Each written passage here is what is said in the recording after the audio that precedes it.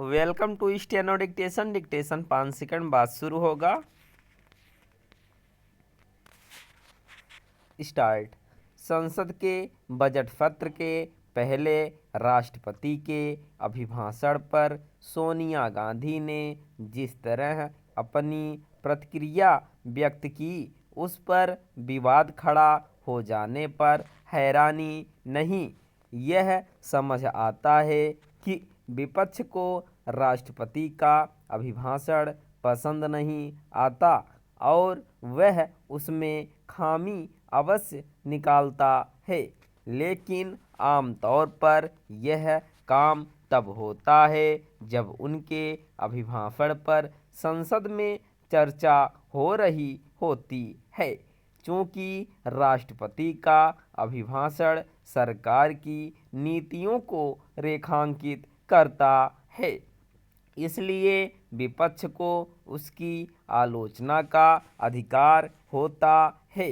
वह इस अधिकार का उपयोग करता है और उसे करना भी चाहिए, लेकिन यह अच्छा नहीं हुआ कि सोनिया गांधी ने अभिभाषण के गुणदोष पर कोई टिप्पणी करने के स्थान पर राष्ट्रपति द्रौपदी मुर्मू पर ही तर्ज कस दिया।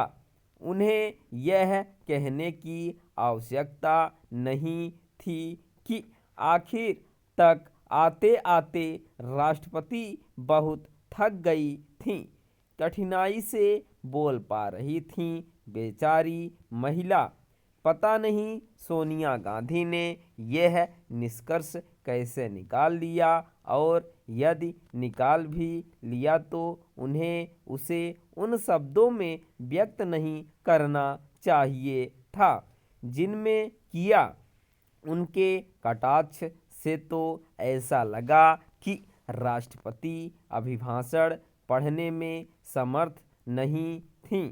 पता नहीं कैसे उन्होंने राष्ट्रपति को थका हुआ भी पाया, जबकि स्वयं उनकी आयु उनसे अधिक है।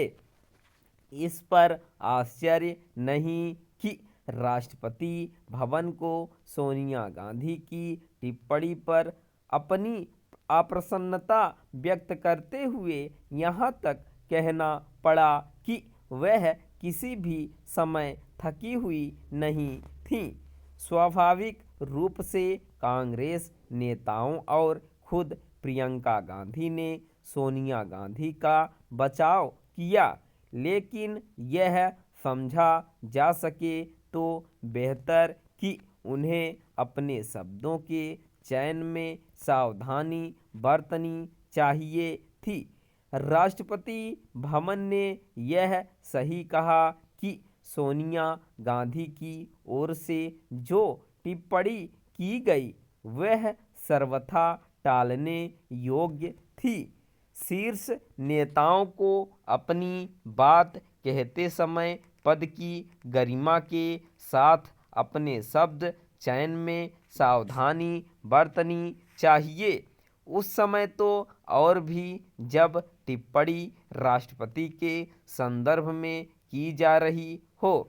राष्ट्रपति द्रौपदी मुर्मू जिस सामाजिक परिवेश और पृष्ठभूमि से आती हैं, उसे देखते हुए तो और भी संवेदनशीलता दिखानी चाहिए।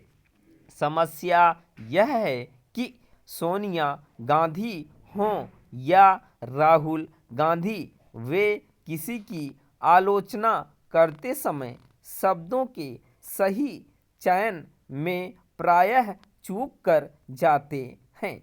जब ऐसा होता है तो यही ध्वनित होता है कि गांधी परिवार के सदस्य अपनी अभिजात्यवादी मानसिकता का परित्याग नहीं कर पा रहे हैं।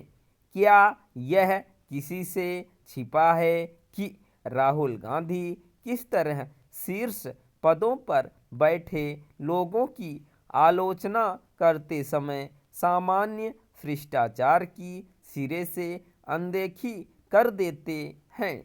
जब शीर्ष नेता ऐसा करते हैं तो अन्य नेता और कार्यकर्ता तू तड़ाक वाली भाषा पर उतर आते हैं। स्टॉप।